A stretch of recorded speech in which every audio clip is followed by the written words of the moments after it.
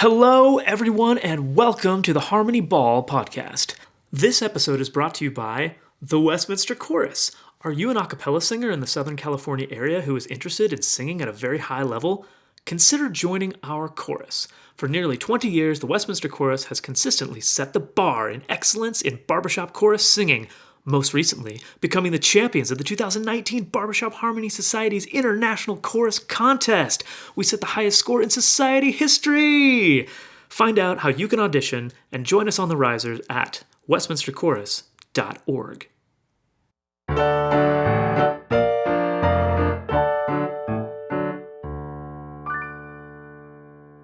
A song isn't much more than a poem and a few musical patterns, and yet a song can really carry a lot of meaning. Some songs are so popular and so meaningful to the people who sing them that they become an anthem that defines a whole culture and even a nation. We keep songs in our heart because they are the remedy for our existential anguish. Nothing reminds us who we are like a song. For me, Ray Charles doing America the Beautiful takes me there. I get goosebumps every time. That recording sways me like nothing else. The choir comes in at the end and Ray is all nonchalantly introducing them, and that performance brings me to that we do have a lot to be thankful for in this life feeling. Do you have a song or a piece of music that makes you feel like that? If you want, maybe link to it in the comments. I'd love to hear it because sharing a song or performing it is how the meaning of the song stays with us. When we sing a song, we carry its meaning in us. We move it through time. We persist the poetry. When we sing our folk music, we are conveying our history. We carry the torch as our vocal music endures the test of time, shining the light on the meaning and purpose of our lives. On this episode, my guest is Westminster alumnus Josh Szolomayer. Josh sings tenor in The Voices of Liberty, a very talented small choir ensemble that performs year-round at Walt Disney World Epcot. For those of you who are not theme park people, that is the part of Disney World that was built in the 1980s and features, shall we say, cultural experiences drawn from the nations of the world. The main layout of the park is a circle, and as you circumscribe the map, you venture from one country to the next, from Mexico to Norway to China, Germany, Italy, and then to the American Adventure, where the Voices of Liberty perform American folk music a cappella without microphones, and it is, in a word, gorgeous. The choir performs in beautifully crafted period costume from the 1800s, and their venue is an acoustically perfect rotunda in the halls of the American Adventure Pavilion. So yeah, it's America in Disney World, in Florida, in America. So I guess to say that it's a patriotic venue would be an understatement. In our conversation, I talk with Josh about how the Voices of Liberty keeps the music fresh and about his journey to becoming a professional singer.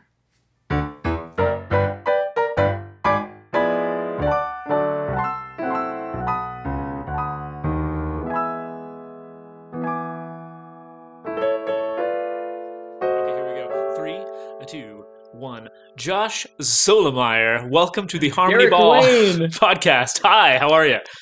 As I cut you off, that was a great start to the meeting. Well, it's fine. That's good. I'm glad you're here. This is good. Hey, I want to say right at the top of our conversation that I am super proud of us because we both became professional performers. Yeah. And that's awesome. So I have to ask you at the top of the conversation, what do you do to keep it fresh? Because I know you perform like 4 or 5 days a week, 4 or 5 sets a day, right? At the Disneyland park, Disney World parks. I do. At Disney World, I am a contracted 4-day singer, 4 days a week. And yeah, we do 6 shows a day for most days. Super Saturdays are 1 show less. So we get 1 show off, five show day on Saturdays.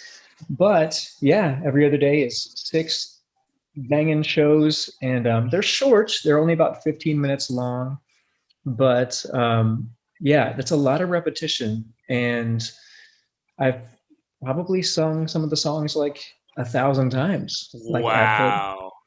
at our speaking of this, meeting right now, I'm like doing some very rough non-paper and pencil math, but yeah, probably 1,000 times I've sung a lot of the songs. So man, how do you keep it fresh?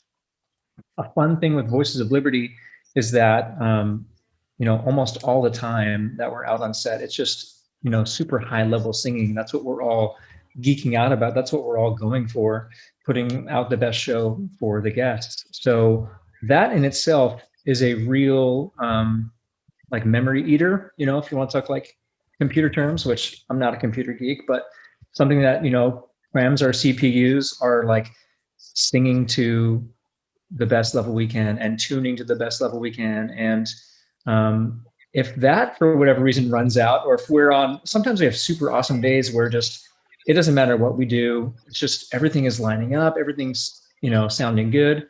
I'm sure a lot of the singers have experienced the same thing. We're like, nothing can go wrong, huzzah! But I've still sung this song 450 times this year. So what do? We look across the line. We have little inside jokes. So many just little things that happen in the performing community that the audience will never get and shouldn't get, because it's our little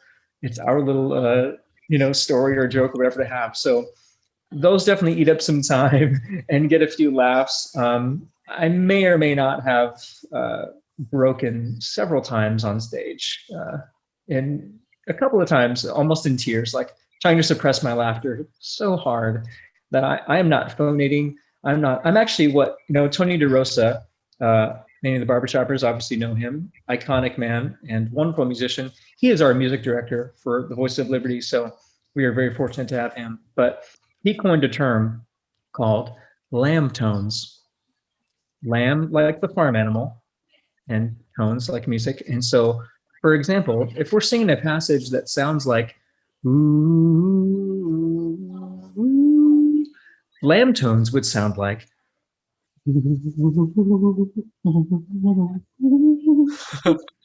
Uh-huh. and I kid you not, that's that's something I've done a lot of times. So I don't Are know you that I saying got so? off What you're topic. saying is that like DeRosa has like a polite pejorative for not supporting your sound. Is that what you're saying? Exactly. Okay, that's Yeah, yeah. because You got to have your way of prodding the ensemble when you're the leader of the group. And Tony's been the director of that group for how many years? Like many, right? many, easily a decade. Wow. Um, yeah, I actually think it's been closer, like on the tipping point of 2 decades, because he sang in the group. I'm going to get these wrong, so I hope you're not listening. He sang in the group in the late 90s, early 2000s. And it was only like a couple or few years after he was singing in the group that he became the musical director, I think. So I think he's been doing it like, I want to say at least 15 years, maybe a couple more. I know he's got 20 or really close to 20 years with the company. So yeah, he's been with the group a long time. And he loves it. He loves music. He You does can see it in his eyes. he he does love it. Oh, my daughter's making a sneak Oh, appearance. okay. Hi, Eloise. Oh, what do you got? Hi. Can you say hi to the people on the podcast? You say hi? No. No. Okay, good. Good talk. What about to me? Can she say hi to me? Can you say hi to Derek? Can you say hi? Hi, Derek. She's super gun shy right now. I'm That's super fine. cute. Okay. That's fine. All right, Mama came to the rescue. Thank you, sweetie. That was so cute. So you got secret things that keep you as an ensemble on track when you're doing your 451st rep of a tune, and maybe things aren't firing on the same cylinders as they do normally sometimes. And you got your secret communications with the other people in the group, and that's how you keep it going. We do. Yeah, Nice. it's either in my own head, listening to, let me think. So if I'm singing T1, I'm going to be matching with my A2 a lot of the time. Like sometimes Whoa, whoa, prime whoa! What are unison, these you know. numbers? What are you saying? T2? What? Oh, whoa, whoa, whoa, pew, pew, pew. What is that? Sorry. What does that mean? Yeah. So if I'm singing tenor one, Oh, it's yeah, okay. yeah. Sorry, man. I just went off on a little. So for let's see, Voices of Liberty 101, we're an 8-part group. So we have 2 sopranos, 2 altos, 2 tenors, and 2 basses, and it's always a mixed group like that. So I got to remember, I'm speaking to a barbershop audience. But if I'm singing tenor 1, then the closest part to me ascending is alto 2. So sometimes, given the arrangements, we'll be singing very close to one another, like close seconds, or sometimes even prime unison, like we're singing the exact same part. So I have to blend up to my alto 2. I have to sing up to her sound. Oh, okay. Like that's kind of how the group works.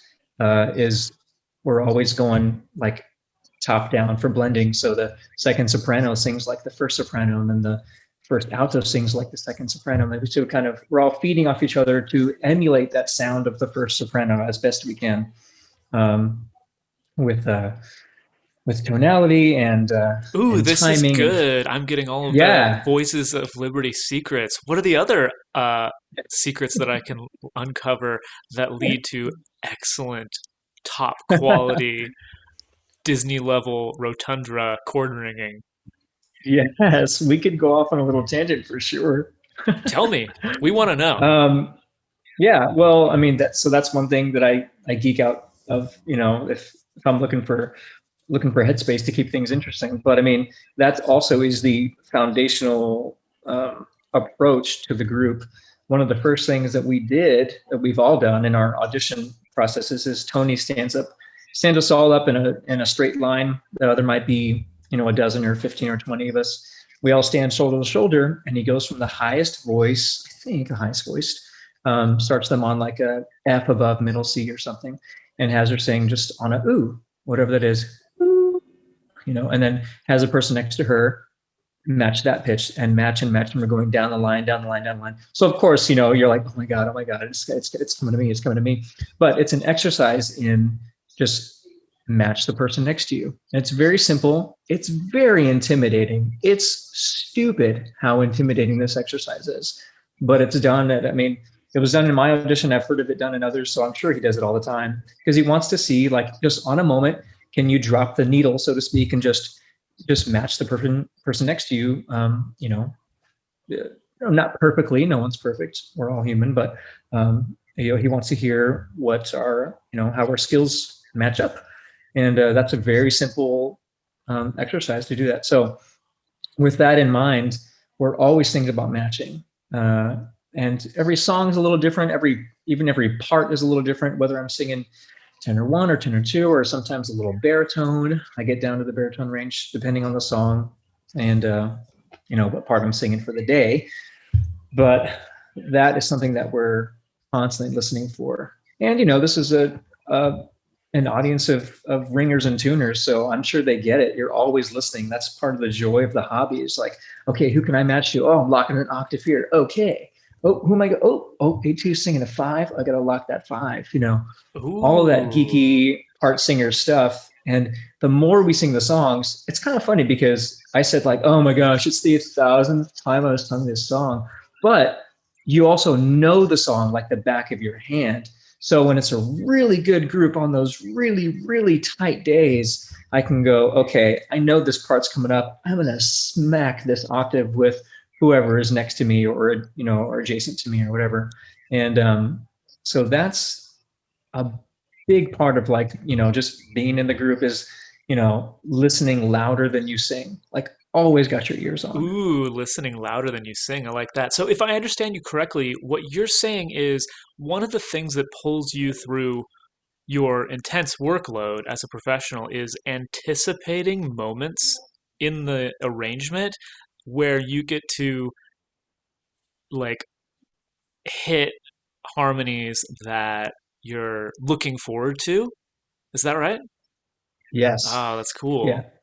Yeah. Yeah. There is strength in repetition, in that, it so well, what's coming up, what to expect, what your responsibility in the part or in the phrase or even in the solo, sometimes you know what it is, so you know how to prepare. And so part of that joy is going, okay, I know this spanking chord is coming up, I gotta be on my game, and make sure I tune that third just right, or match that octave just right, or wait for the soprano this time. This soprano today tends to take this phrase a little longer. So there's kind of that aspect too, getting to know everyone that you're singing with and anticipating their musicality. So that's a whole nother kind of aspect of the job too. How do you anticipate their musicality?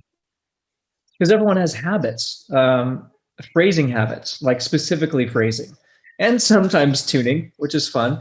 But like phrasing habits, like so just because the melodies in my head from whatever I sang earlier, just a song at twilight. Someone might sing, like the soprano in her range might sing, just a song at twilight. Or another soprano might sing, just a song at twilight when the lights are low. So it all just, you get to know everyone's flavor, of leadership. And so that helps us all stay in sync. Wow, that sounds like so much to keep track of when you have different parts subbing in and out. Did I get that right? There are some days you'll sing with one soprano and some other days you'll sing with another? Totally. Oh, how Yeah, do that you is do something that that? really, dude, that's the thing. Like, yeah, and that helps keeps things fresh too. Like, so from a Monday to a Tuesday, I could be singing with 7 or 8 completely different people who, like, in a general sense, we all sing the same music in the same style and around the same tempos, but there's the little nuances that are just going to be different. And that can even change in the same day we're in for whatever reason. So it's always being on top of that. Again, just like listening. That's I think that's what we get paid for, is listening. Singing is like secondary sometimes. It's listening to be together to do what we want to do, what we do well. It's really fun. Dude, a responsibility to the listening louder than you're singing. Yes. That, and then, by the way, I did not coin that phrase. That is Dr. Christopher Peterson Oh, of the Masters of Harmony and Cal State Fullerton. Fantastic musician, a fantastic leader in the group. And so I heard that once during a warm up. He used to warm up the group. And he said, listen louder than you sing, guys. Turn on those ears. And I go, oh, that's awesome. So over a decade now, that's stuck with me. So thank you, Chris. haha, yeah, dude, what an incredible warm-up artist. That's pretty much the only amount that I've engaged with him is when I've been the beneficiary of seeing him warm up an ensemble. But that guy's got a lot of knowledge. When you say he was warming you guys up, was that for Voices of Liberty in California or in what capacity? No, sorry, that was when I was singing with the Masters of Oh, in Harmony. Masters. Oh, okay, cool. That's right. You sang with Yeah, Masters. I did. I actually sang with Masters before I sang with Westminster. Oh, how did you find out about Yeah, barbershop anyway? We haven't spoken about this yet. I haven't. It was friends in college. So I took an interesting kind of musical path as far as how I got into singing, and that was it kind of started in, well, first of all, I grew up in a musical household.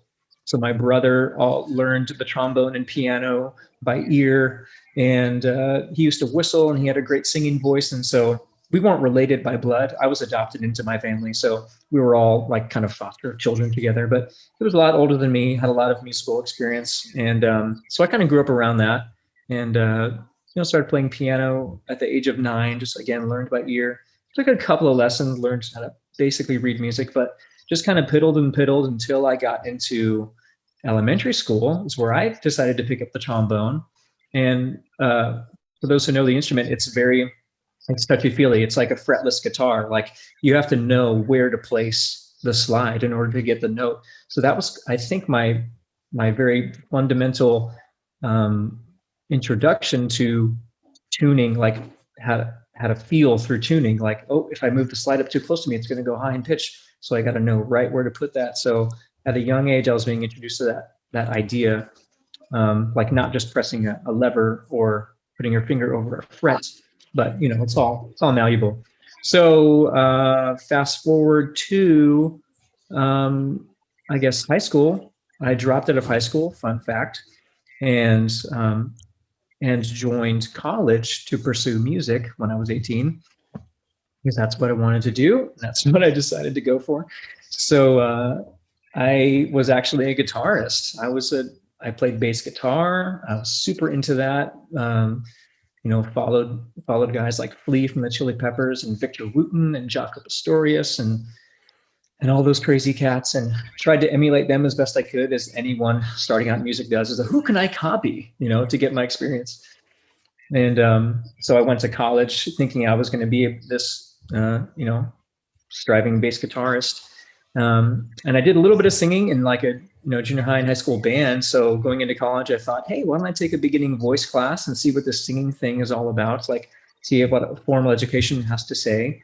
And I knew how to harmonize, roughly, and it was starting to find my voice at that age. Which, as a side note, I'm so, I don't want to say envious, but I mean, I wonder what, how my life would have changed had I started singing actively, when I was like in my early teens. Like, I look at these young barbershops and I go, oh my gosh, you guys have such a head start. Like, how cool is that? So I don't know. That's just a random thought, but I got into singing, and beginning voice class led to choir. So I had my first ensemble singing experience in my second year of college, or second semester of college, I should say. And that's where I met my first barbershop friends: Kevin Hurley, Justin Martin, Albert Mabeza. Those three cats and me, we formed our quartet called Almost Midnight. And that was my introduction. I joined the Irvine chapter in Irvine, California, where we brought the average age, I think, down to probably 60. And, like a lot of fantastic and shall we say, seasoned barbershop courses, a lot of our members are, up there in age, and they love the hobby, and it's a weekly thing that they do. And we were scooped up and thrown in that group of guys, and they took us in like grandchildren and sons. And there was something so special about that I, it's very touching actually when I kind of think back on it, because I didn't. Now we're getting into the deep life of Josh Szolomayer. Yeah, man. Oh no, this is what we want to talk about, because so much of what I want to do on this podcast, and thank you for helping me with this, is stoke the fire for why barbershop is so cool. And if I understand you, what you're saying is when you joined the Irvine chapter, you had this experience of being adopted, like, into a family, into a group of people that were going to look out for your well-being, look out for your growth as a musician, as a young person, as a young adult, as somebody who wanted to bring music into the world, and them being someone who sees music as something that needs to be fostered over a long period of time, like a grandparent would know. Totally. Yeah. And they did just that. It was like having, 40 dads, or like 20 dads and 20 grandpas, and they brought us in and just supported us. And, we were kind of the, showpiece of the chorus. These young kids come in and they're just, they're happening, and they got young, fresh voices or whatever. But it was such a nice introduction into the hobby, because we felt like our own little rock stars in this chorus. And we were good. I mean, we rang some chords, but moreover, we had a fun time, and we developed friendships, and many of them I still keep to this day. Some of the older members who are still with us, I still keep in contact with, and, send Christmas cards and that kind of stuff. And I love that those relationships have lasted. But moreover, it was just a picture perfect introduction into the hobby of barbershop, because that's what it is. I mean, I know it's branching into more things now, but when I joined, it was a big fraternity, and it was just all your friends. And, I am happy that there's more options for more folks out there, without diving into, too much in that, including everyone into the hobby, whatever, man, it's music. It's all music. Just share the music, share the love, and I'll be happy, and I'll still be a member. But yeah, it was awesome. And so Irvine, I did that for, gosh, I mean, over a year, maybe, because I know at one time I was singing in three choruses at the same time, and it was pretty crazy because I joined Irvine, and that led into Masters of Harmony, which quickly led into Westminster. So that 2000 and late 2007, 2008, and then 2009 timeframe, like I just went full on, face first into barbershop, and which was super cool because my bass guitar got hung up on the wall, and my membership card was now in my wallet, and I just had a completely different, completely different life path. With which, looking back on it now in hindsight, how many years later, 20, no, sorry, 12 years later, I'm just like, man, what an angle like that shot me onto my life, because I wouldn't have got into singing as much as I did if it wasn't for barbershop. Barbershop got me performing experience. It got me sight reading experience. Taking a sheet of music you've never seen before, and someone says, "Go, here's a pitch, go." And you go, what? Like, I was green, like wet behind the ears with sight reading. It scared the ever living pants off me. But now I look forward to it. And now, thankfully, for the last few years, I've been able to be a part of, studio sessions where we're a group of 8 or 12 singers is brought into the studio. You're given however many music for however many days, and for 8 hours a day, you just sight read choral music for students to then listen to, and or for educators, whatever purpose they serve. But that's been so awesome, such a great experience to have, and I owe all that experience to barbershop, because I sight reading. I mean, it was a bit of my education, in college when I was doing singing, but a lot of the stuff was from barbershop. Right. And you just had a chance to sing on Sarah Whitmore's new record, right? Isn't that part of Oh my gosh. your Yes. studio Yes. recordings, recent recordings? How's that going? Yep. When does that record come out? It was great. It's already out. I think it debuted, or it came out on Valentine's Day. And it's called Love, or it's called Love Song. One of the two. Forgive me, Sarah, should you happen to stumble upon this podcast. I believe it's Love Song. And she sings in fantastic. Octave, right?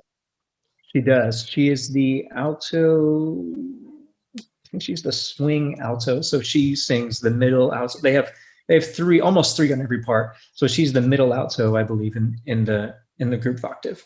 And fantastic singer. I mean, even more remarkable of a person. She's just a beautiful human being. Oh my gosh. And her voice is just, I don't know. She's the Mel Tormey of like female singers. She's like just silky smooth and just buttery, and whatever other adjectives I can throw at it. It's just great. So those folks who don't know about Sarah, check out Sarah Whittemore. That's Whittemore,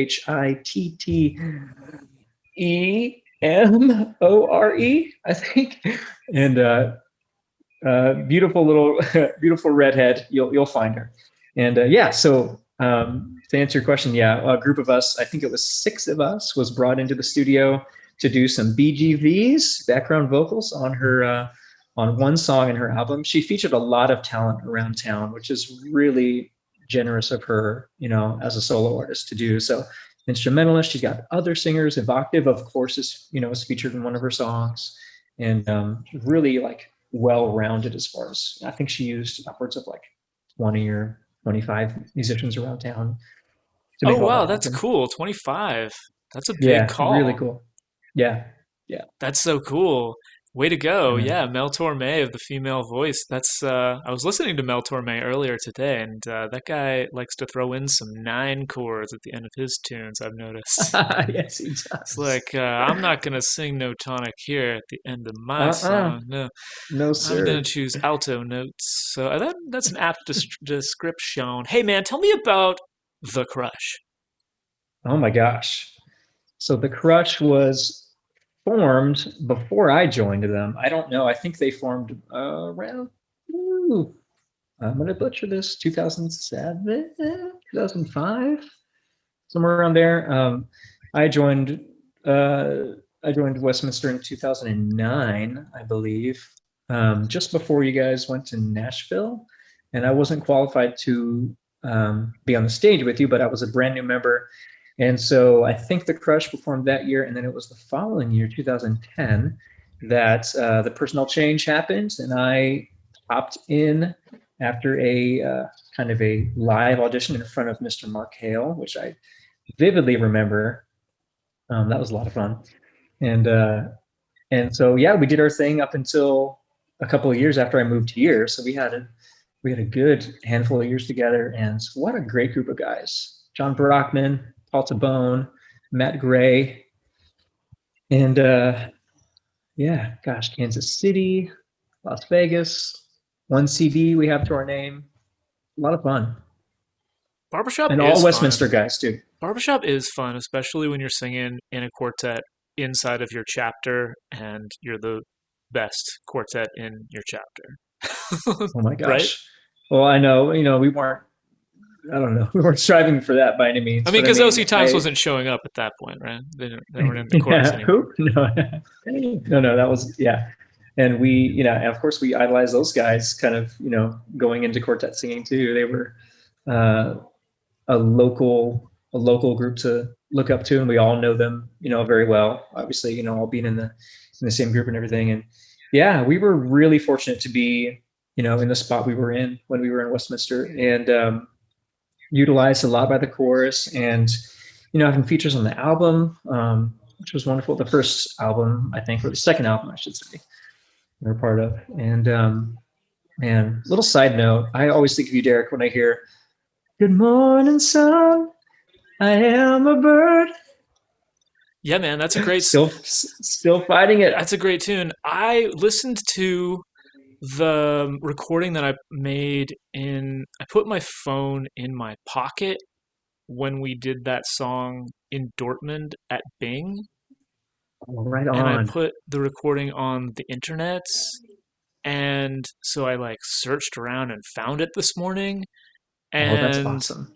dude, the Germans gave us the most incredible applause that lasts Yes. for like Yeah. 30 seconds or something. And it was really nice to listen to that this morning. Glad I I put try that to, phone I've in the had, pocket. dude, that was a great idea. And even like, it's more amazing that you were able to find it. Like, that's awesome. I Oh, try to yeah. tell people, we talk, every once in a while I'll bring up the trips and everything that I've been on. And Westminster is like pivotal I've toured to Europe twice with, for music stuff. And then once when choir in college. And then shortly after that with Westminster. And such a memorable trip. And so it'll come up in conversation every once in a while. And I try to describe the Europeans' appreciation towards music is like nothing that I've experienced before. And just like you said, like just endless appreciation and the longest standing O's. And like, I don't know, I think one of the shows we did like 2 or 3 encores. I don't know. Right. I mean, it was crazy. They were great audiences, and it's, And they just love music they and like do. live, really just live music. We're all it's just a big house of just loving on all the same thing. It was really, really surreal. Yeah, man. It's one of the things you can point to when you say to a young person, this is why you should sing choral music, because you can Exactly. go to this thing called Bing and it will be pretty cool. Yes. Yeah. Super, super memorable. I was thinking the other day about like chapters of my life. Like, if I were to go back and try to give an elevator speech of my life, like thus far, you know, over half of it would be music. And that music would pretty much start at joining Westminster and like joining the course and getting in with all the friends that I met, and Irvine and Masters of Harmony too. But like that little chunk of my life right there when it all kind of began, and then fast forward basically to Europe, like that's the next chunk of my life that I remember. Like, oh my gosh, that's so memorable. And then starting voices, and then maybe having my welcoming my daughter into the world. Like seriously, like they're that big of moments. Like try to bookmark things in my brain. Like go back and I go, yep, that's a blip. That's a blip. Super, Yes, super I memorable. wanted to ask you about how you felt your family has impacted and put your career in a different place? Because I was thinking about two things. One was I wanted to ask you if you've ever heard that Brad Paisley song, He Didn't Have to Be.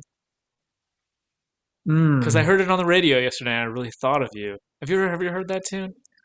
I don't think Oh, I'll so. have to play it for you sometime. The other thing I wanted to ask you about was um, there is this quote from Alan Alda, who's an actor, and his dad is a famous actor, and he wrote this book called Never Have Your Dog Stuffed, which I highly recommend. And he talks about when he had a child, when he became a father, it increased his drive as a performer, like in a way he had never expected, because the story that you're told as a performer, as a young performer, maybe not by the people who are in charge of the ensemble or your teachers, but maybe more of like a scuttlebutt, sort of like a what's the word here, urban legend, or maybe it's just the fear, is that it's impossible to have a family and be a performer, but that's simply not true. So I wanted to ask you, how Mm, has having a family changed your outlook on your career as a performer? gosh. Um, it hasn't changed it. I mean, if anything, it's just enhanced it. It's um, it's made some of it more enjoyable because kind of harking back to our first topic, how do you make things interesting? Well, now certain songs have a completely different shade of meaning now that, I have a wife and then we've had a daughter and then she has a son, so I have a stepson. And it's just more seasoning to the pot for me. I mean, it hasn't diminished it in any way. If anything, it's just given me more something more to be grateful for. If I'm at work and I'm having just kind of a whatever blah day, I go, you know what? No, I'm doing this for my family. If it's that kind of a day where I need to kind of, drudge through, which I mean, they definitely happen. Even in a fantastic singing job, you have your days where it's like, woof, woof. But yeah, so that gets me through, motivates me to just be a better performer, do all the things that I need to do to make sure that I keep my job. And that entails many things, showing up to work on time and all that, basic stuff. But mainly, it just adds a um, more meaningful undertones to what I do. In particular, the first thing that comes to mind is we sing an arrangement of "Black Is the Color" of My True Love's Hair, and so that song has always been. That's a Stephen Foster song? I don't know that it's Stephen Foster. We describe it as an old Appalachian love song. So if Stephen Foster was from the Appalachian Mountains, then maybe. But I don't think so. I don't know. I don't know the composer of the song. But uh, for those folks who haven't heard it, the text is, black, black, black is the color of my true love's hair, and it goes through describing certain physical attributes of this, what I presume to be a woman. And so it used to be my wife that I would think of, before we had a daughter. And she has dark brown hair, so it was a little bit of a stretch, but she has dainty hands and she has ruby lips. And so I can think of her when I sing this song. And then we had Eloise, and she was born with jet black hair and the bluest eyes, and of course, the daintiest hands. I'm going to get teared up just talking about it. But it gave me a whole new, just added another level in the puff pastry of life, just another layer of flake to make it even more delicious. Um, and that gave me, like, I remember the first time I had to sing that solo going out, and just thinking of her, it made it easier, kind of, because it's kind of a terrifying solo. I'm not going to lie. It's very exposed and it's rangy for a tenor, so there's some delicate parts in the passaggio to work around, and all that technical stuff. But It's hard. um, Hard yes, tune. yeah. And thinking of Eloise, just kind of, it was like a calming, like it just kind of led me through, like, you've got this. You're just singing to your little baby girl. It's all good. And it's been easier and easier ever since to get through that song in particular. But we go off on a little tangent. But Ah, for tangents is what podcasting is all about. yes, but it's just that rinse and repeat that on countless of other songs, and it just having a family. does not, it hasn't changed at all what I do. It's added color, it's added depth and meaning and purpose and all that stuff behind it. So yeah, I love it. That's wonderful. Hey, tell Mm-hmm. me about Derek Johnston. Eric Johnson is the founder of Voices of Liberty. Moreover, he was the founder of the Regeneration, which is the precursor to Voices of Liberty. The Regeneration was formed in the late 70s. Wait, no, hang on, hang on. Math is hard. So Magic Kingdom came around in Florida in 1971. So I guess it would have been maybe early 70s because the Regeneration was a touring group in the United States long before they ever joined Disney. At least this is what I've been told. And they would tour the church circuits. So they would be an a cappella group that'd be, featured on a church service, and they would sing patriotic tunes and old, camp revival hymns and all the stuff that Voice of Liberty is known for, minus the Disney stuff now. But that's kind of who they were for a while as the Regeneration. And then when the Magic Kingdom came along, they wanted to put a group up on the castle stage. They approached Derek, or however that interaction took place, and the group was on the stage as the hang on, it'll come to me. American Dream Singers? No, that's not right. Oh shoot, I'm forgetting what they were called. Spirit of America? No, that was, well, for the love, I can't remember. They were on the castle stage by another name for many years, and then when Epcot was being built in the late 70s, early 80s, they approached Derek again and said, "Hey, we have this pavilion. We'd love to put a vocal group in it. And what do you think about forming something?" And I mean, very long story short, that's how the Voice of Liberty was, or the group was, recoined, to be the Voices of Liberty. And they sang their first show on October of 1982. So Voices of Liberty has a huge history, like decades. Really, yes. And Derek was influenced by all those great groups, of that time. And I'm pushing for time because I'm trying to rack my brain. It's okay. You don't have to tell us the history of the group completely. I just wanted to share with our listeners that your ensemble has this really rich lineage, and when people come to see you perform, they might have been seeing Voices of Liberty for like decades, right? Oh, for sure. Yeah, it's really interesting in a park like, in a resort like Disney World, in a park, like Epcot, we get people in every day that either, one, have seen the group for the very first time and they had no idea we were here. So like, oh my gosh, this is amazing. I had no idea you guys were here. Or folks saying that, hey, these are my grandkids. We used to come watch you guys back in the 80s when we were first married, and now we're bringing our kids, and our kids are bringing their kids, like that kind of a thing. So it's very, very cool. That must be so cool to sing for children regularly, because I play mostly for drunk adults, which is like a totally different crowd.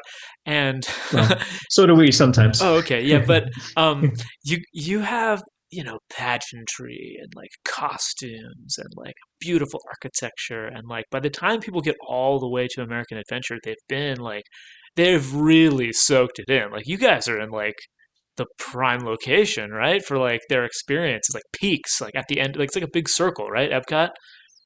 For sure. That's so rad, man. Yeah. By the time you make it back to the American Pavilion in Epcot, you've hit, depending if you're going clockwise or counterclockwise around the circle, you've hit, Mexico, United Kingdom, Japan, China, Morocco, Germany, Canada, like all this. And then by the time you get back to the very center, which is the very, very back American Pavilion, you've had, probably a long day. And I remember people coming into the into the rotunda and having a seat on the nice chilly floor, air conditioned, and just whatever, taking a breather, whatever. And then out walks the group. And yeah, for a lot of people, it's their first view. We're walking out hand in hand. It's that kind of iconic promenade onto the red circle. And then we start with, this land is your land. It's just, it's great, man. Such historic group. And, I only saw you guys you know, once, but it was so cool. I really yeah, liked it. it's so much fun. And again, just such an honor to be a part of a group with that much history and still to this day, like just crazy, crazy talent. Yeah, it's awesome. And the group I was trying to think of, who Derek was inspired by, I believe was the Swingle Singers. Oh, okay. If I'm not getting, hope I'm getting that right, but trying to think back of the old, like the best, groups I can think of, but I know there's another one that's escaping me, but Josh, who are your favorite a cappella and vocalist groups? oh man, first one right off the top of my head is the Real Group. Oh yeah, dude. Oh, they're Yeah, so good. vocal quintet out of Sweden, I believe, and just fantastic. Two women and three men, and just sing their pants off, man. And just tuners and super awesome jazzy sounds, and they're all excellent musicians, like in their own respect, like what they can do as a soloist. And so the Real Group is amazing. I love Pentatonics. They're a little, maybe a little overdone, but I mean, uh, I knew Avi before he joined, before Pentatonics was Pentatonics, and he was a barbershopper. Like I have a very vivid memory of singing in a choral festival or choral concert in, I think it was in Fullerton, California, or Santa Ana, California, back in like, gosh, let me think, 2007, 2000 and some, yeah, something like that, 2007-ish. And Mount San Antonio College was down, and we were doing a joint concert. And Avi was there, and he was singing in a barbershop quartet. Like I was just outside hanging out with friends, and Johnny Tillery was there, who was in Westminster Chorus, and there was Avi, and they were singing. I think they were singing together. And I just remember this big booming bass voice. I don't know. So anyways, there's like a little bit of nostalgia with that group. Like, oh, I know Avi. I'm so happy for his, for how his life and his career has turned out. So Pentatonics and so funny being put on the spot. Isn't it funny how you can think of nothing when someone asks you what your favorite anything is? Did you ever get into the high-lows? Oh my gosh, thank you for mentioning America's other fantastic quartet. Or what was the first? I don't know. I never mentioned it first, Josh. I guess, if you asked people about what the most popular vocal group, if you asked people like today, you took a survey of people, they'd probably just guess the Beach Boys, probably still, just because it was such an incredibly popular group. And like back in those days, music was filed under like vocal or instrumental, right? And so like right. it was like you had two choices at the record shop or something like that. I don't know. It was a totally different time, but what's it gonna be, boys? A cappella or instrumental? Exactly, man. So what's our choice? C? Do we have another option? Nope, these only two we have. What's it gonna be? We're printing today. Okay. Yeah. So like that was a vocal group, even though they're playing like rock music. So yeah, but like there's definitely some beautiful vocal groups in our history in the United States, and I just love the high-lows. I just think those the that was like on television is like amazing to me. Man, that fool, whoever sang first tenor, his name's escaping me. Just a beautiful voice. Like I just want to be like him when I grow up. And the arrangements are oh my gosh, so good. Don't get me started on the arrangements. Oh my gosh, it's so good. I've tried to transcribe a couple of them over the years, and man, that takes some time. Especially for me, I'm just like, this is really slow. I have to go like one part at a time, and I'm trying to pick out who the hell the baritone is. So hang on, give me a second here. He just sang a G sharp, and then he went to an A flat, but I could tell it was different because of how he tuned it. So I'm gonna have to notate that, I guess. And no, but Oh yeah, super, I love super trying to awesome group. imagine the music from recordings, like listening and trying to hear the baritone part, especially on a really good quartet where you can like, It's I wonder if that's the so baritone fun. part when they blend really well and you can't tell. Sometimes it's nearly impossible, especially if you're baritone and then lead, whatever you want to call it, lead, second tenor part. If they're really like doing their jobs and there's no obvious, melody blaring stuff happening, like you just can't tell them apart. Like they're just flip flopping the whole time and they're just so smooth. And yeah, the high lows are absolutely one of my favorites. Absolutely. What about Derek, can individual? we? Go ahead. Sorry, can we take a potty Oh yeah, break? yeah, totally. Yeah, just do whatever you got to do. I'll be right here. Awesome, man. BRB. Okay. And three. So yeah, what the heck were we talking about? I don't know. We took a little break there, but oh man, it No idea. it is cool to connect with you because I mean, I kind of want to brainstorm with everyone that I have on this podcast about how to grow vocal music in our country and make it more popular because it's so cool. I mean, we've been hearing this, or I'll just speak for myself. I've been hearing this my entire barbershop experience that we need to like do. I think the word people usually use is more outreach, but like nobody ever really says anything exactly what this outreach is. And like I mean they do. That's probably too hard. But how do we make it better? How do we make more people involved with this? You got any answers for me, man? Because I know you're doing your part by performing on a stage where people see great vocal music and you perform for like thousands and thousands of people. But like, if you could like maybe give me some more answers as yours, open your crystal ball if you can, please, Josh, and tell For sure. me. Well, Derek, sit down with me. I hope you have 2 more hours because here we go on the deep dive of how to get America singing again. No, Yeah, get it singing there we again. go. There we go. No, yeah, and you hit a great point. Yeah, at Disney, we definitely touch. I know we touch a lot of lives. I mean, and I'm one of them too. When I go in to watch the group, I just go, man, it's just so awesome. So I know we've got to be doing something there for folks who might be new to singing or might be burnt out and are just looking for inspiration, that kind of thing. Um, and I would think on a broader scale, I mean, me as a singer, I want a reason to sing.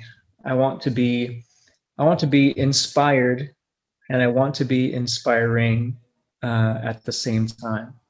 So maybe those go hand in hand, or maybe those look a little different depending on the individual. But um, gosh, It's like not an easy question because as a it's performer, as a not. professional, you know why you do it. You're feeding your family and you love it and you're good at it and you've Yeah, earned these skills. yeah, And on the other side, though, you know what it's like to get into it before earning a paycheck and before being yeah, on stage professionally. And yeah. so we all have to kind of maybe remember that a little bit because I'll just share my experience. I just sort of fell in love with the idea that this is something that you could do for fun, like as an activity with people that you wanted to be friends with. Sure. And like we all have the stuff that we're into for like leisure or whatever, like it is a hobby, but it's more than a hobby. And what you're saying, if I get you right, is that like what you really appreciate from it is like a reason, like the reason you do it, and it gives you this like meaning in your life. And I think that that's totally right on. We all get meaning out of music, and performing vocal music is so good at meaning because it has lyrics, and it's it's so beautiful and inspiring. I just wonder, like, what's our next move coming out of the pandemic years, coming into another time in history.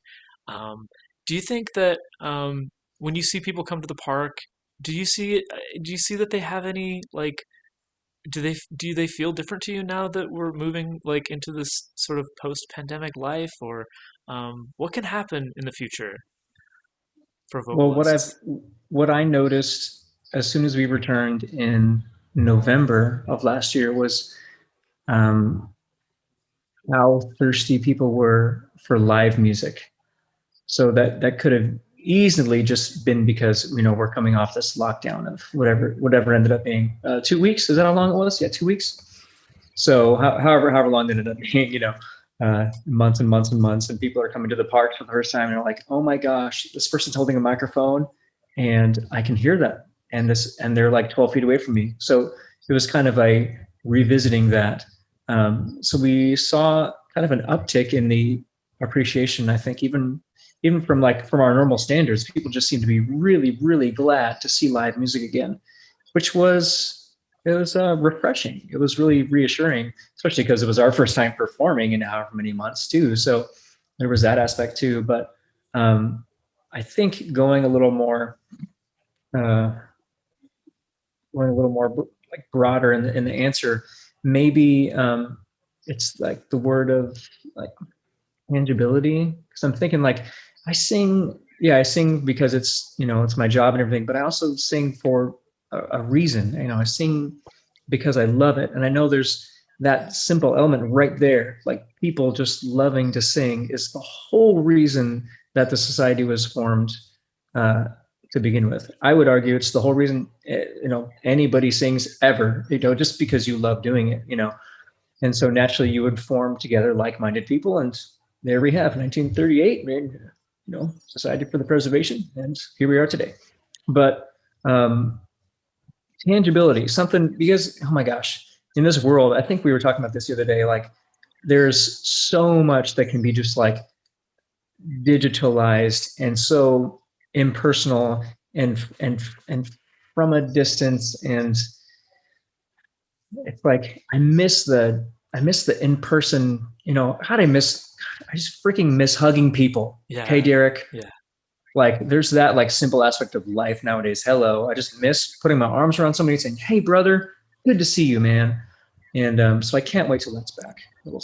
Man. Totally. And But before that, you were saying something that reminded me of something that I think you and I both really enjoy, which is woodworking and craft.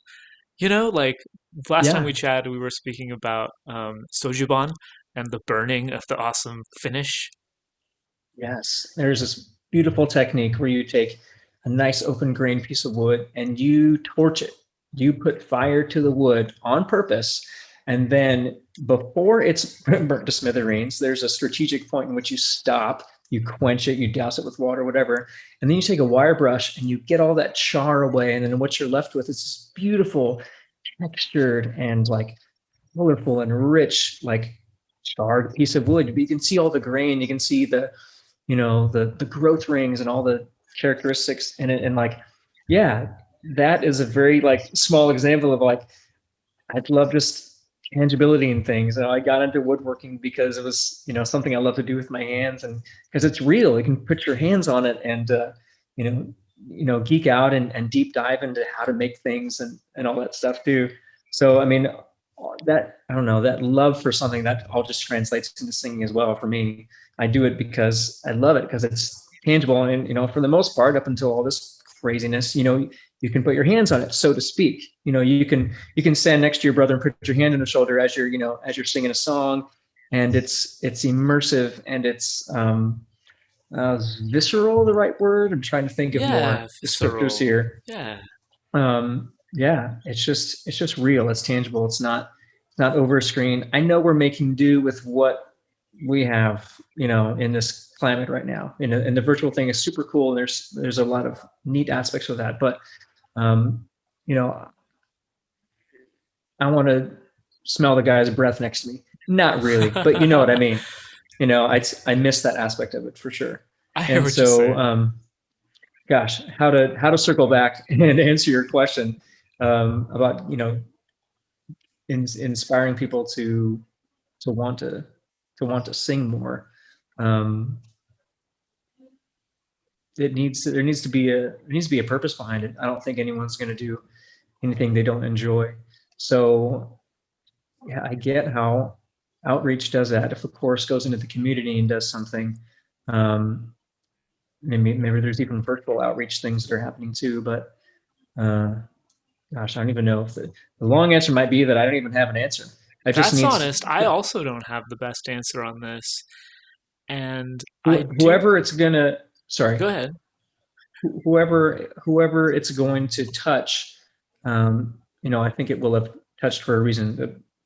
I mean, the music, like the style that, it'll, yeah, it'll reach a right person in the right time, and they'll be inspired for whatever reason, whether the ringing of the chords or the um, fraternity or paternity or, whatever, the camaraderie of it all. Um, Would you agree? I have a um, question. Would you agree that putting your hands to a project like making a piece of work, like woodwork, mhm. do you feel like that simple act of making something real with your hands is the purpose? Or would you say that it's something along the lines of serving someone, like giving them your skill and your trade? How do Hmm. you find purpose in making stuff out of wood? Yeah, I get a lot of pleasure from serving people, especially my direct family. You know, I I just I get so much joy from giving my time and giving my abilities or whatever. So a big part of that, why I got into woodworking, was um, just kind of finding a need and filling it, like in our lives or in our household or whatever. Like we needed garage shelves because we have too much F's in our lives. So I'm like, I wonder if I can build shelves. There's a need. My family needs it. I could learn a skill. Okay, I'll try it. And it was a success. And I made these cool hanging garage shelves that suspended from the ceiling joists, and it looked super cool, kind of industrial. And that led to other little things around the house. But it all stems from, yes, I love working with my hands, and uh, I would say it's all kind of tied together, like those two reasons you mentioned. I'm doing it for just the sake of working with my hands and getting blisters and working my brain in a different kind of kinetic way, and then also serving the people I love. So those kind of, like, conveniently they go hand in hand, really. That's cool, man. Yeah, I kind of see you as somebody who really does like to give. I think performers, when they're at their best, really do sort of they're really there to give to the audience. Would you agree? I would. How do we become better at that? You do that daily Hmm. or four times a week times how many resets. How do you become better at really, because you have so much practice. How do you become better at giving to your audience? For me, I guess the more I sing these songs, the more, like, the deeper I have to dig to give them meaning. Not all the time, but sometimes so I can do, in order for me to do my best for the audience, I mean, I have to have it be meaning something for me. So it seems like with every performance, with every day, I'm just finding something else to latch onto, and kind of sometimes I put myself in other people's shoes. Like, I look at an elderly couple, and I'm like, man, I could sing this song completely differently looking at it through their eyes, or singing it like to them or for them. And then another day, I will I'll look over and I'll see a veteran, and then that's a whole nother spin.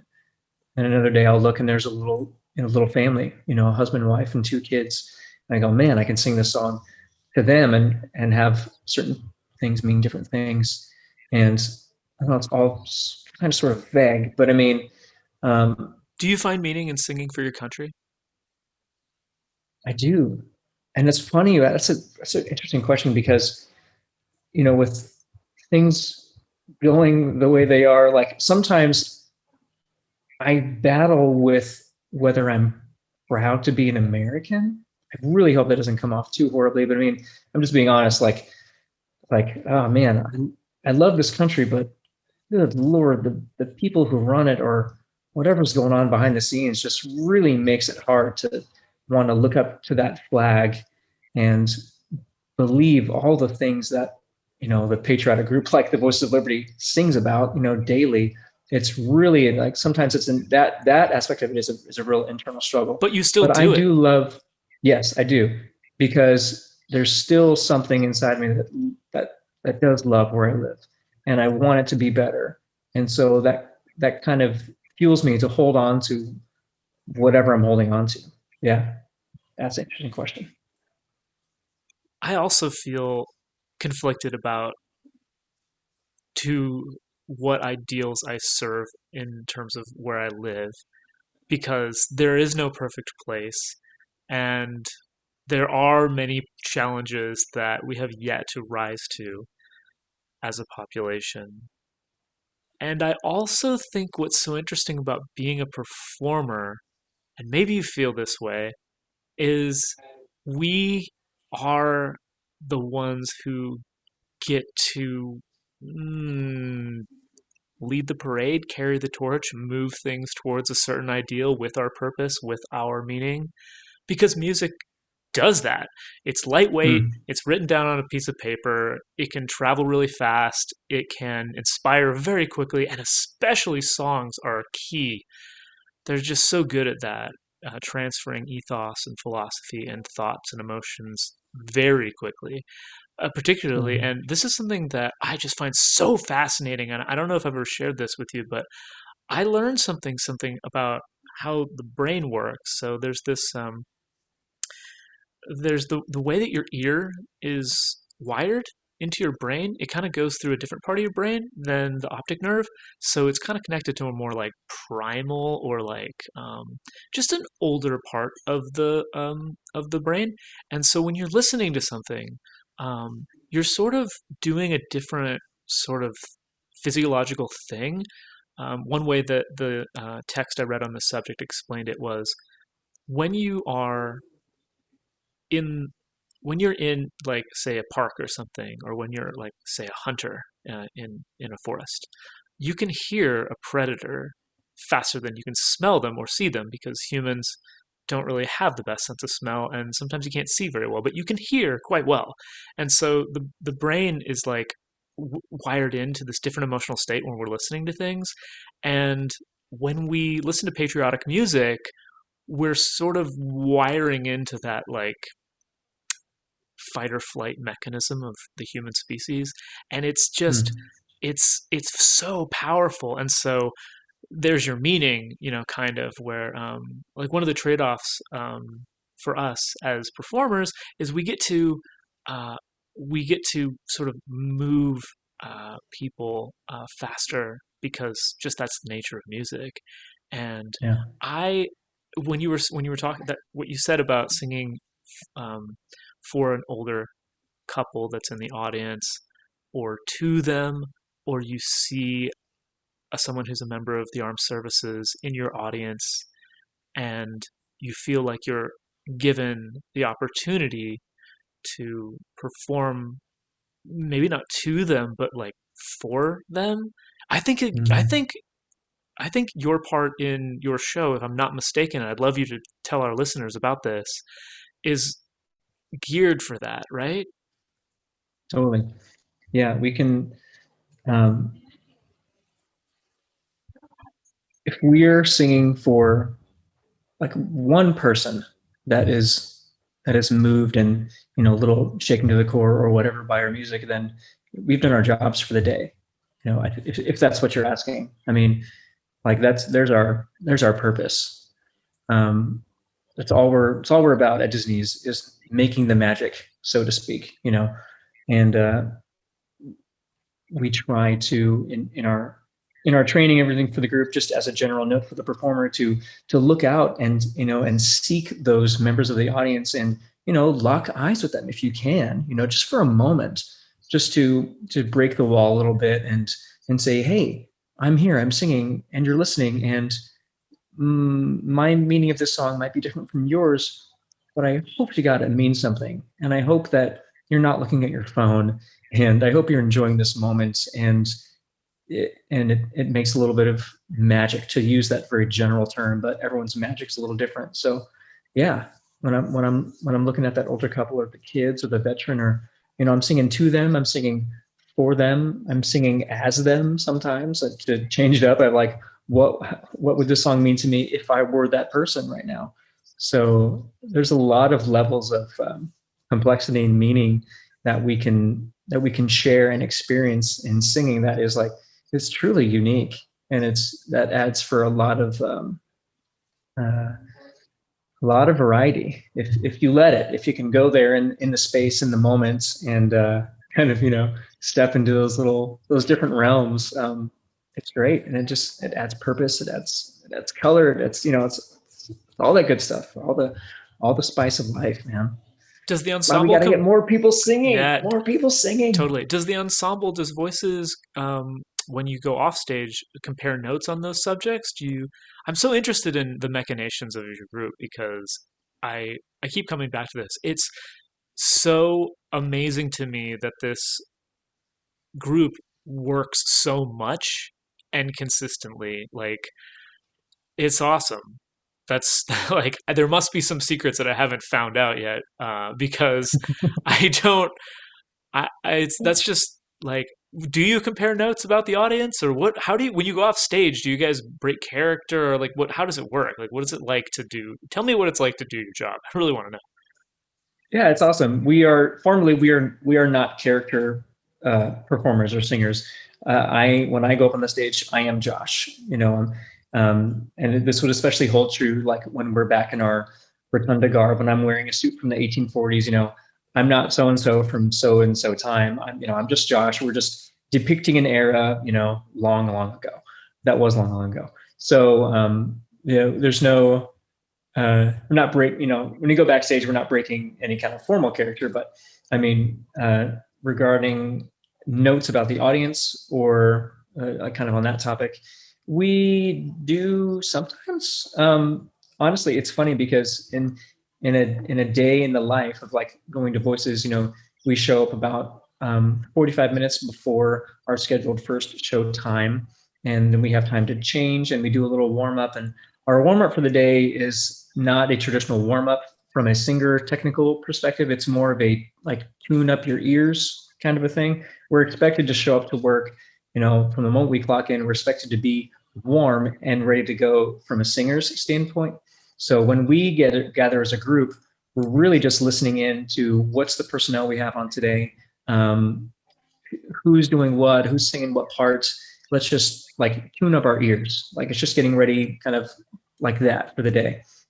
And then we go do our shows. We go do our shows, and it's kind of like clockwork. We're very much used to it. It's kind of a machine in itself. We have our times. We go do our shows, and we have a great time during our performing, and then we're off for 30 minutes or 45 minutes or however long the break may be. So a lot can happen very quickly that sometimes we might just forget about. When we walk off stage, we forget some of what we've just done. But the whole point is that when we're performing, to be in it's like 100%, and that's the work part of the job is to be there. And again, harking back to like topic number one, like staying engaged, keeping it all fresh and meaningful for the guests. So every once in a while we'll go backstage and we'll have stories about, oh my gosh, did you see the guy on the bench back there, man? He was crying for God Bless America. Oh my gosh, I love that. Yeah, I saw him too. Or we'll have, oh, did you see the happy anniversary couple? Yeah, I just see him snuggle up when we sang, Love's Old Sweet Song. Yeah, I saw that. Oh, that was awesome. So like those kind of like sharing little personal experiences back and forth. Those happen often. A lot more, I would say, in the rotunda, because for now we're performing out on stage. It's a little different because of the distancing and everything that we have to have on stage. But it's still some of the same. I mean, we're still moving people, and we still get to have a lot of those same experiences. When do you guys get to go back in the rotunda? Man, I am saying Labor Day, and that's just me, party of one. Because it sounds great in there, right? It's like it does, man. It's a singer's dream. They really, really did the group a justice when they said, "Yeah, we want you to be here." And there's a really cool story of when the building was still being constructed. The group was formed. They were gathered and working on their music and everything. And one of the songs we sing is Shenandoah, traditional old folk song. I mean, everyone knows it. And Derek's arrangement of that chart, they were getting it ready, and they had an opportunity to step into the space and take a sing. take a stand and sing and see what the space is going to sound like, kind of put on a new pair of shoes and see what it's going to be like.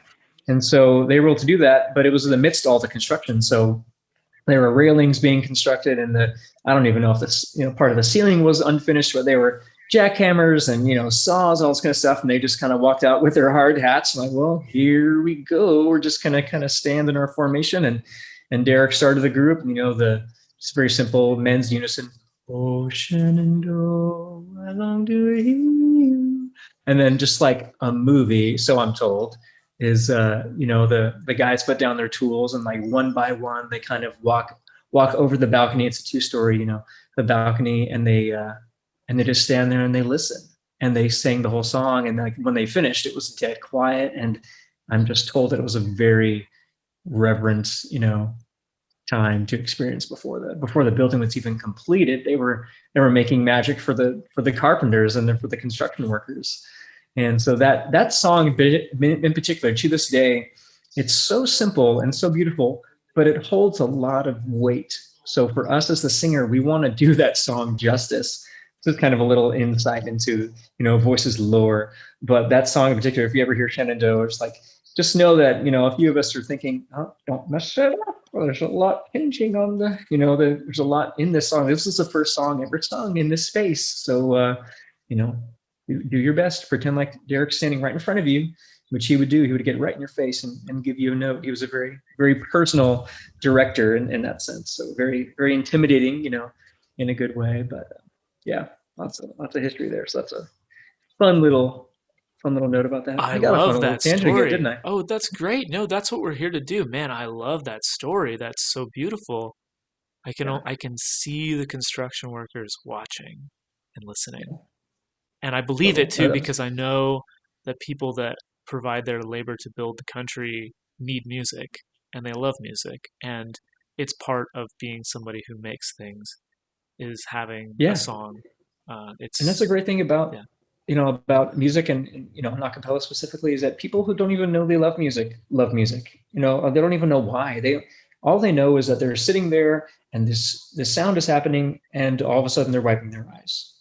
And like that's super cool to see. And you can, sometimes we can pick out, who those people are, or sometimes they just come up and tell us, like, I'm not a musician, but whatever the hell you guys just did, oh my God, it was amazing. And we don't take that as a ego boost or anything. We're just so happy to be, inspirational again, and to give people some tangibility to their day. I keep using those words over and over, but it's the ones that are just coming to mind, something physical, something real. This isn't a thumbs up on a screen. It's not a poke. It's not a wave.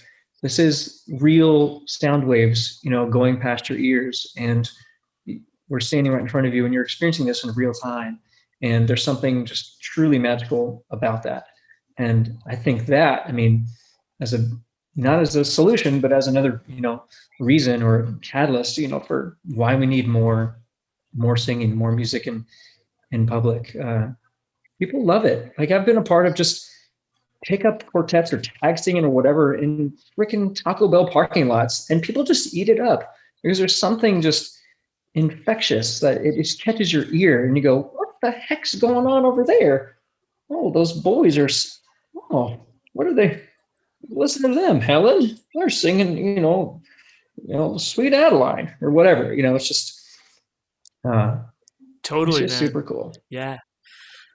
Well, my friend, I think we could wrap it up there really well, because, man, what a beautiful image of getting back into the rotundra on Labor Day. I'm with you on that, man.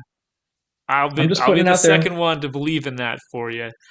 Because I'm all for just positive intention, baby. We need putting it out there. Yep. Mm-hmm. And this is how I like to wrap up, just like we do when we're hanging out singing barbershop in person, which will be coming back.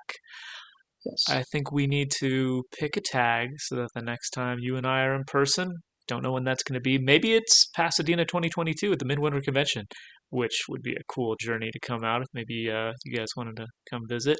But it could be any other. It could be any other time. I don't know when it's going to be. But what tag would you say that you and I should ring? Love or come back. Love or come back. All right, it's on, dude. Cool. Well, Josh, thank you so much for coming on the podcast, my brother. Dude, thank you so much for having me. It was a blast and a pleasure reconnecting. And I can't wait to hear many more you do in the future. Right on, dude. All right, well, we'll cut it there, man. This is awesome. Thank you so much.